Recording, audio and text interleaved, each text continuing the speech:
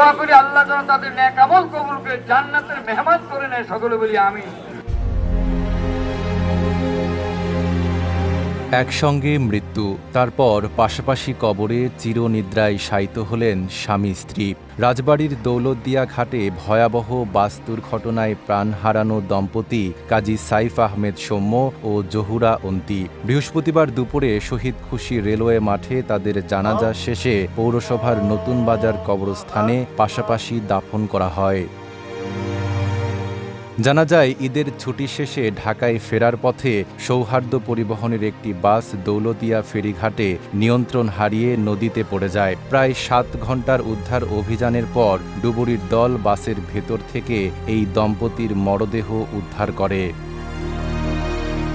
নিহত কাজী সাইফ আহমেদ সৌম্য রাজবাড়ী পৌরসভার ৫ নং ওয়ার্ড সজ্জনকান্দা গ্রামের কাজী মুকুলের ছেলে, আর তার স্ত্রী মেডিকেল শিক্ষার্থী জহুরা অন্তি একই এলাকার মৃত ডাক্তার আব্দুল আলিমের মেয়ে। তাদের এই মর্মান্তিক মৃত্যুতে এলাকায় শোকের ছায়া নেমে এসেছে। সৌম্যের বড় চাচা জানান, নিজের সন্তানের মতো করে বড় করা ভাতিজা ও তার স্ত্রীকে একসঙ্গে হারানোর শোক ভাষায় প্রকাশ করার মতো নয়। ভাসতে এবং ভাসতের স্ত্রী মারা গেছে, এটা আমার সেজু ভাইয়ের একমাত্র ছেলে। এই 4 মাস আগে ওর বিয়ে দিছি, যে বিয়েতে আমাদের মন্ত্রী মহোদয় উপস্থিত ছিলেন।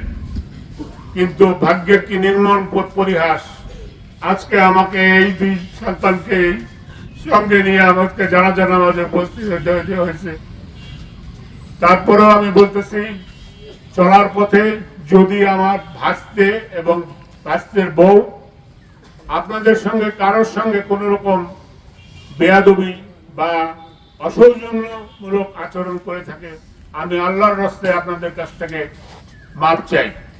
এবং তার যদি কোনো দেনা পাওনা থেকে থাকে তাদের সঙ্গে সেই ব্যাপারেও আপনারা আমাদের সঙ্গে কথা বলতে পারেন, আমরা সেটা পরিশোধ করে দেব। আপনারা সবাই আমার এই ভাসতে সৌম্য এবং ভাসতে বউ অন্তের জন্য সবাই দোয়া করবেন।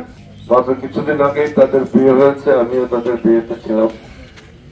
আমার একদম ঘনিষ্ঠ নিকট প্রতিবেশী।